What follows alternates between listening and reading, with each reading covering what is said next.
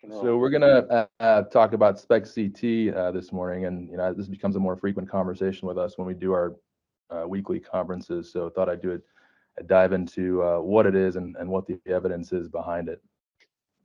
So just a brief intro: neck and low back pain are one of the most common and costly forms of musculoskeletal pain, and the prevalence is very high both for neck and low back pain. And about a fourth of people who have an episode usually come back for neck or back pain within a year of presenting.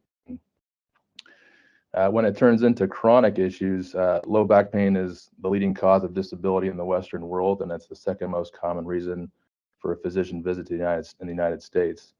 And the prevalence is pretty high, and as your age increases, the prevalence gets higher as well, with a lifetime prevalence of about 52%, and chronic neck pain can be up to 20%. And so the problem is conventional imaging, like CTs and MRs, are good at identifying pain related to anatomical factors like trauma, infection, stenosis, and tumor. But most patients don't have one of these conditions, and they present to our offices with neck and low back pain, oftentimes with fairly benign imaging. And this lack of correlation between the imaging and most conditions justifies the search for ways to diagnose these subtypes of nonspecific chronic neck or low back pain that we're unable to identify.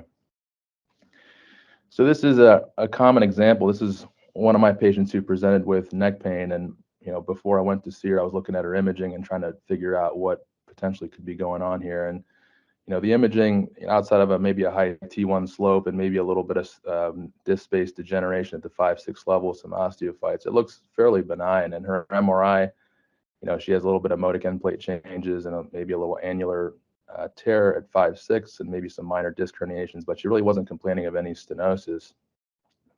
And after I spoke with her, she had severe kind of left-sided neck pain in the upper cervical spine right below her occiput.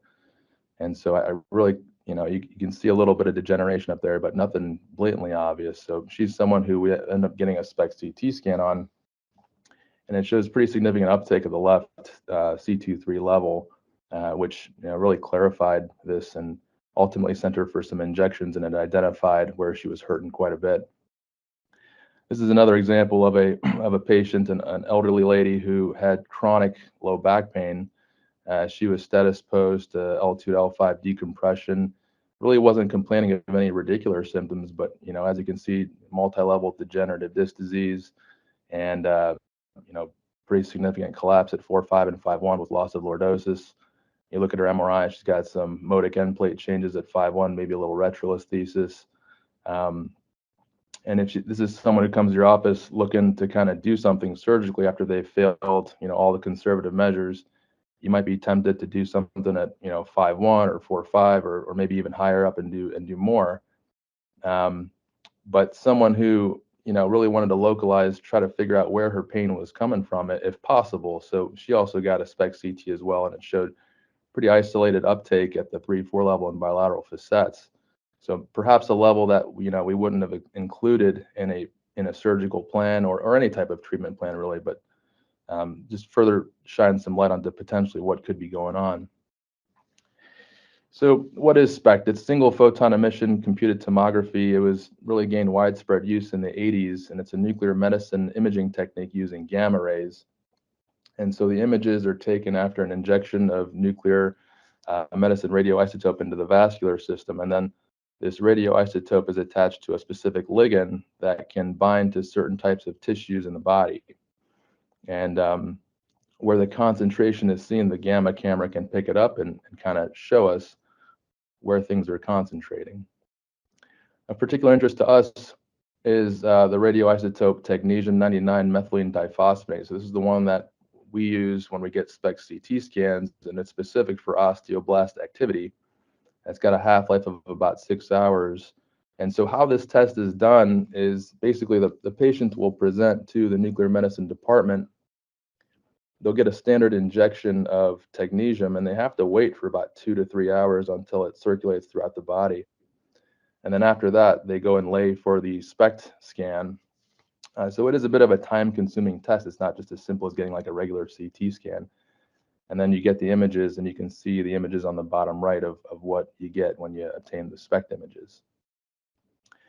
And so it's important to know what this is showing us. So the emissions from the technetium show blood flow and bone turnover. And so the gamma camera can acquire the images, and then a computer program will reconstruct it to give us a 3D data set.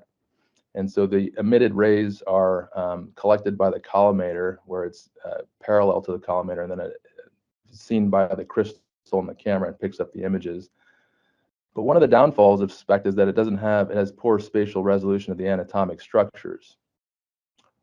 So then that's when we came up with merging SPECT and CT. So this happened in the late 90s. And the SPECT gamma camera operates with a CT scan for co-registration of the images. So then you can merge these two images to give a better anatomical accuracy of where things are concentrating. So you can see on the bottom left is a classic SPECT picture, and then the images on the right, you can see all the different cuts. You get more anatomical accuracy of the SPECT-CT imaging. Same thing here. Images on the left are what you would typically get from SPECT imaging. So you can see these kind of black dots that light up with the radio tracer. The image on the right is the low resolution CT scan that's done at the same time. And then you merge the two images together and you get this a better defined and accurate picture of what's going on in terms of anatomical accuracy.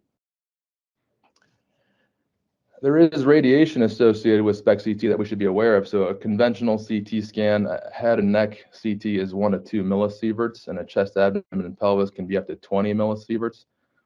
With a SPECT-CT scan, there's really two sources of radiation. There's the injection, which is the radioisotope, which emits about 3 to 4 millisieverts, and that's a standard injection.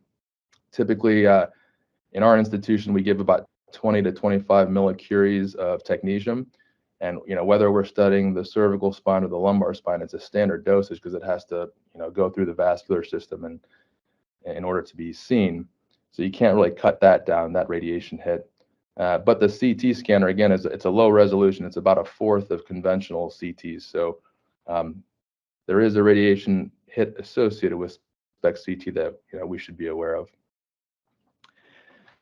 But this concept of using bone scans to identify pain is not new. So our own Dr. Thorne did a study back in the 90s looking at his series of 9 patients that presented with occipitocervical pain or occipitocervical neuralgia. And on physical exam, they noted a decreased range of motion and lateral bending in the majority of their cases. And their duration of symptoms was 28 months for their patient set. The picture on the left is taken from his paper. So you can see back then, the bone scan was kind of hard to identify what was going on. You just see sort of black smudges everywhere. As opposed to now, the picture on the right, you can get a better sense of exactly where things where the radio tracer localizes and where it concentrates with better anatomical accuracy. And in their data set, 4 out of their 9 patients went on to non-operative management with good results, but 5 out of 9 went on to surgery where they had a C1-2 fusion after about 16 to 17 months of non-operative management, and most had excellent results. One went on to a pseudo, but then was revised and had a good result.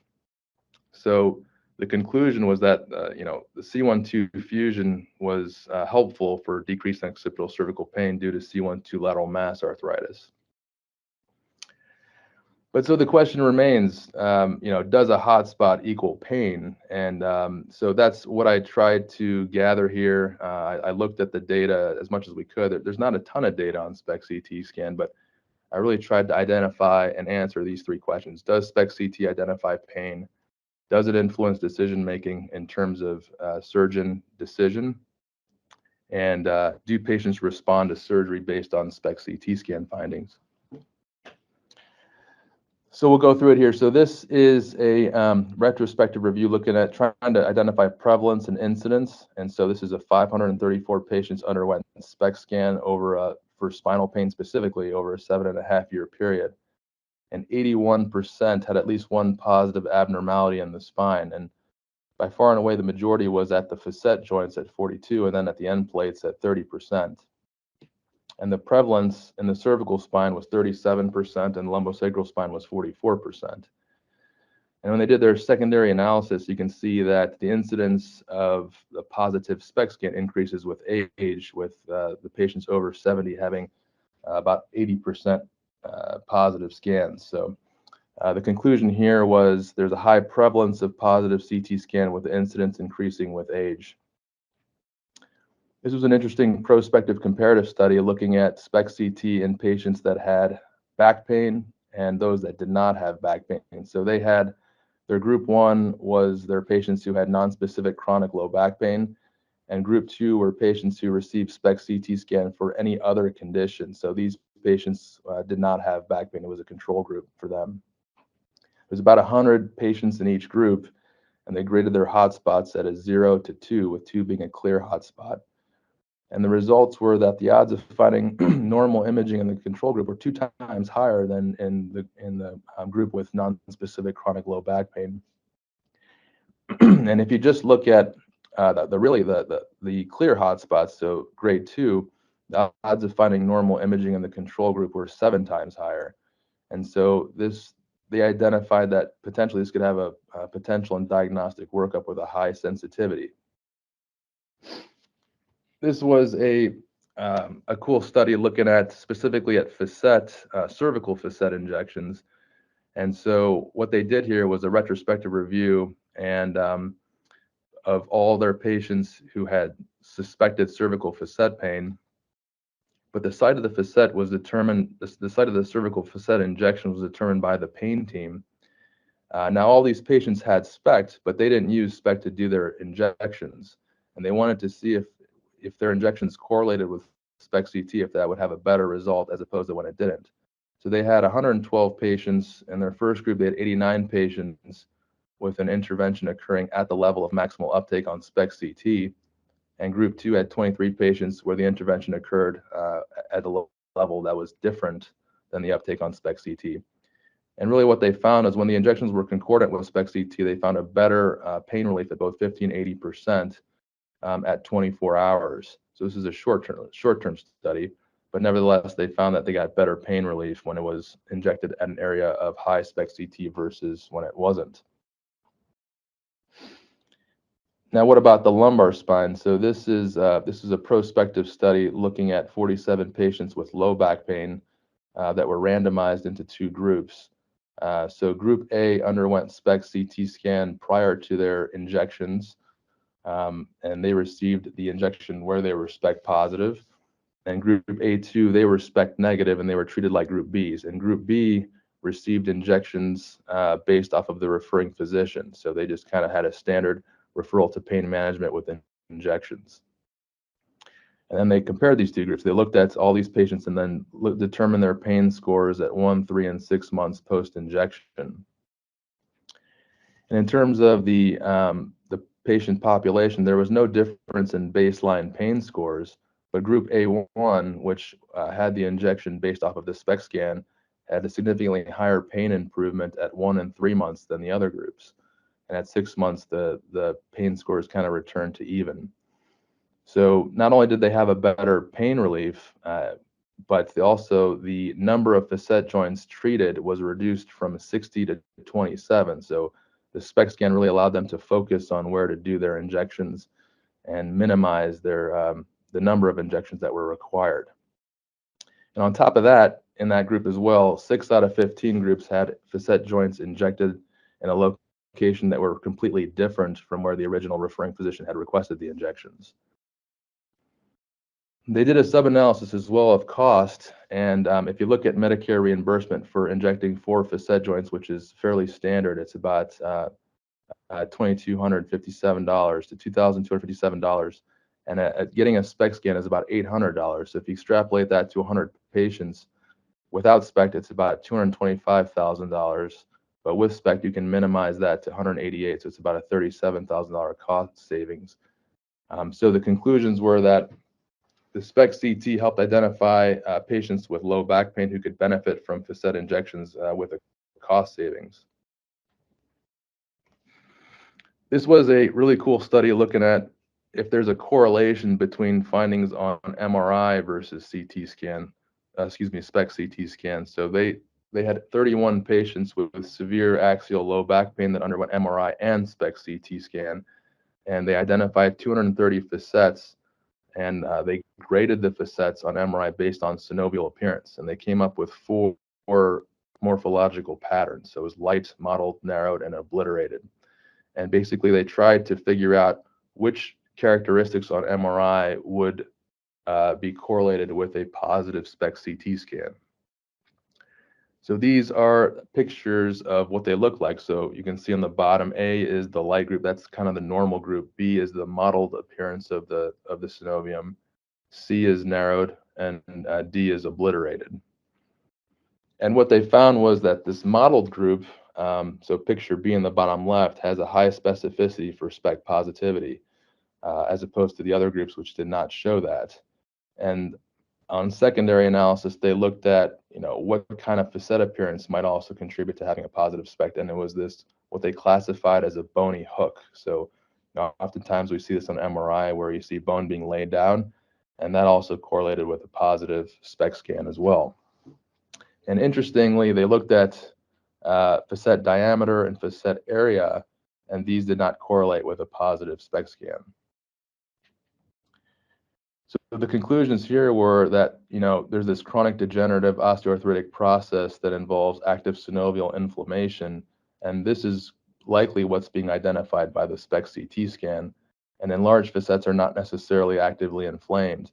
And this idea of facet joint degeneration and this continuum that occurs with this adaptive protective mechanism in response to mechanical injury and inflammation is likely occurring. So there's likely stages of this facet degeneration, and SPECT is likely localizing a subset of this, and perhaps that's what's causing the pain. But as time goes on, we see that patients eventually ankylose and their facet joints hypertrophy, and that may resolve the issue in terms of pain.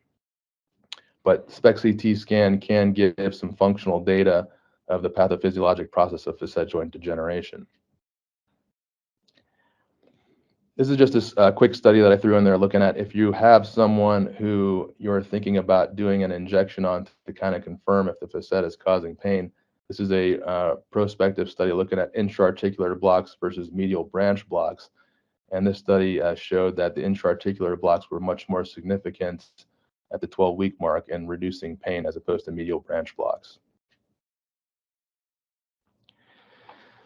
So question number one, does SPECT-CT identify pain? Well, I think the data supports it for facetogenic pain. Now, certainly confirmation is important, but then there's this concept of end plate pain, which is it's a harder thing to kind of define or to kind of correlate. So, we have injections for the facets. They have this basivertebral ablation procedure that can be done, but that's more of a therapeutic measure, and the durability of it is not quite clear yet.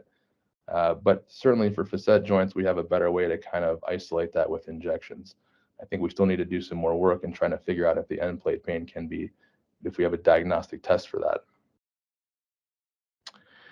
What about influencing decision making? So this was a study looking at SPECT-CT as a diagnostic tool for decision making.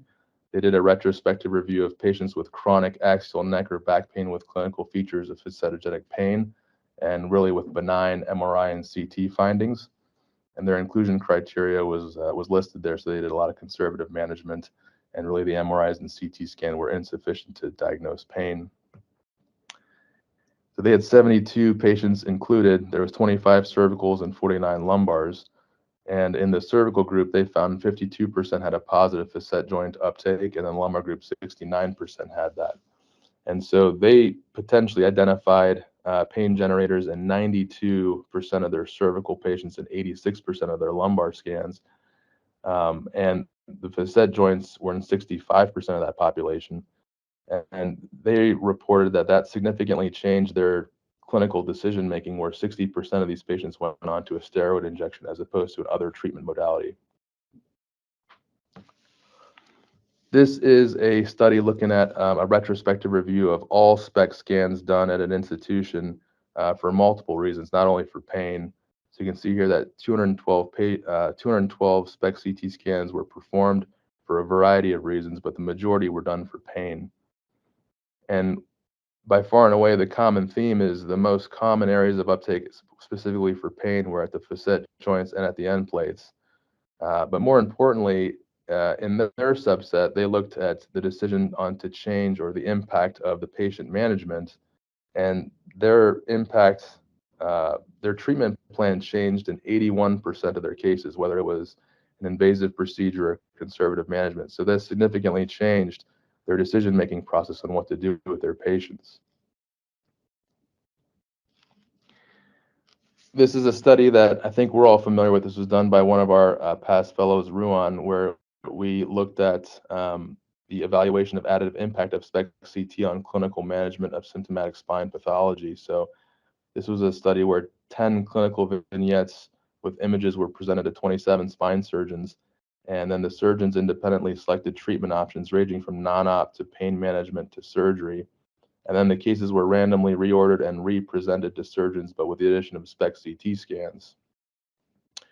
And what we found were 60% of surgeons did not regularly use SPECT-CT, and about 41% didn't have any significant awareness of this test. But more importantly, we see that the management decisions were changed in about 48% of the time with the addition of the SPECT-CT images. And you can see the breakdown. So PM is pain management, S is surgery, and then NO is non-ops. You can see that there was a significant change in how physicians or how the surgeons changed their management based off of just the addition of the SPECT-CT scans. And they changed 42% of the time, they changed to a less invasive intervention. 58% of the time, it was to a more invasive intervention, but nonetheless, a big change. So the question, does it influence decision making? Well, likely. We need to do more studies on this to figure this out and fully kind of get our hands around what SPECT-CT is showing us. But certainly, more studies need to be required to answer this question. But it seems that there is a change in decision making that's happening. What about surgery? So we showed you guys Dr. Thorne's study. This is another similar study looking at a retrospective review of 7 patients who had upper cervical pain, but not adequately identified on MRI or CT scan. They all got SPECT-CT scans with positive findings at C12 and C23. All patients were sent for injections with average relief of only 7 days. And then all patients eventually underwent fusion. So 5 patients had a C12 fusion, 2 patients had a C23 fusion. And the mean NDI and VAS scores significantly decreased from 42 and 7, respectively, to 23 and 2. So they had a pretty meaningful drop in reduction of pain with fusion procedures. This is another study. This is a retrospective review of 23 patients who underwent cervical or lumbar fusion based on SPECT-CT scan findings. And so they had 9 cervical patients that underwent an ACDF and 14 that went lumbar fusion. The results were at 3 months, they had a 78% reported clinical, and 18 patients had about 78% improvement in pain. At 6-month follow-up, 47% reported complete resolution of pain. And at 1 year, 82% had significant relief of symptoms. Now, still low numbers, but promising in terms of pain relief. This was the largest study that I can find done at 2019. It was a retrospective review of all patients with chronic axial neck pain. They did included 315 patients from in a 4-year period, and they got SPECT-CT scans on all these patients. And so that their inclusion criteria was chronic pain and failed non-op management for at least a year. And the conventional imaging, again, did not show a clear identification of a pain generator. This was their treatment algorithm. So if they found increased uptake at the cervical facets, they offered a medial branch block versus an MIS facet fusion. If they saw increased uptake of the lumbar facets, they offered pain management consult. And if they saw uptake at the cervical or lumbar disc spaces, they offered an instrumented fusion. And out of their 315, 48 patients underwent cervical or lumbar fusion, and 45 had improvement in post-op pain. So the axial spine pain VAS scores at 6 months improved overall from 9 to 4.3, and the cervical spine 8.8 to 3.9, and the lumbar spine 9.3 to 4.8. And so they saw significant improvement as well. But some of the limitations were they saw a relatively low percentage of patients who underwent surgery based on SPECT-CT results. So they had 315 scans, 126 were negative, 103 were inconclusive, and 86 had positive scans, where 48 decided to have surgery. So there was a large number of negative SPECT-CT scans in this study. So do patients respond to surgery based on SPECT-CT scans? Well, they tend to see an improvement, but clearly we need better studies to identify this. There's not a lot of data on this topic. So what about limitations? So you got to remember what SPECT-CT scan shows. It shows increased osteoblastic activity and blood flow. And the osteoblastic activity can be the result of osteoarthritis at the facet joints or at the level of the subchondral bone at the end plates. But then there's this concept of having hot spots in asymptomatic individuals. And so the theory is, there's this natural continuum of progression of disease, particularly at the facet joints, where you can have an acute phase of inflammation, which can have altered bone metabolism. And this is likely associated with pain. But in the chronic phase, the bony remodeling can continue on without pain when eventually the facet joints ankylose. So we have to be cautious in assuming that, all hot spots equal pain. And oftentimes you got to correlate this. So, I'll get SPECT-CT scans occasionally where I'll have a patient who has significant left-sided low back pain, for instance, and it shows a hot spot on the right side. And so is that a true hot spot or not? Well, clinically it's asymptomatic because they're not having pain on that side. So we have to be cautious in assuming that all these hot spots are equaling pain. And remember that SPECT-CT scan can be cold in any of these other processes. So there's a lot of other causes of back pain that we're not identifying on SPECT-CT scans. So any soft tissue pathology, and there's numerous other causes of pain that can be going on here. In terms of the actual SPECT scan, when I talk to our nuclear radiology colleagues, there's no standard for grading hotspots. So this is a subjective as well. So, one person can see something and see it as a hot spot. Another person can see it and it's not that hot. So we got to be careful with that as well. And just also understand that there is a radiation component to ordering these tests in terms of exposing our patients to gamma radiation. So how do we incorporate this responsibly? So for me, who am I getting on? I'm getting it on it's really two subsets of patients. It's the patient that has normal conventional imaging with persistent axial pain and failure of conservative management. For me, it's at least 3 months who I just really can't identify a pain source on conventional imaging. These are the people that I'll discuss getting SPECT-CT scans on. Or it's like the opposite patient, the patient that has multi-level spondylosis that I'm trying to localize perhaps 1 or 2 levels that could be contributing to pain more so than the others. And I'm sure that there is a role to play for SPECT-CT in the deformity population as well, in terms of those patients who can't undergo a big reconstructive surgery, and maybe perhaps limiting surgery to 1 or 2 levels may be beneficial for those patients. So ultimately, it's a tool in the grand scheme of the patient workup. It's not a silver bullet for pain at this point. History and physical exam are still the most important thing, and everything has to correlate. Much like we correlate an MRI with symptoms, the SPECT-CT has to correlate as well. I view it as an adjunct to conventional imaging. It's not a first-line test for me, and if you can, confirmation of pain is preferred. And understand there's a radiation exposure to the patient, and understand there's a cost to the system every time we order these tests. And that's it, guys. Any questions? Great overview, Ali. Awesome dive in the literature. Yeah, that was awesome. I have a question. In terms of being able to say that it does correlate with pain, how would that be best accomplished? Is that just like number of the volume of studies over time? Because it seems like some of those studies you presented, did not necessarily correlate 1-to-1, but did show some preference for it kind of being a pain proxy. Yeah, I think for the facet joints, I think the injections are helpful. And certainly, I think we probably need more studies on that alone. But the data seems to show that injecting a facet, you can get some, and close patient follow-up. I think that's the one that's most clearly identified.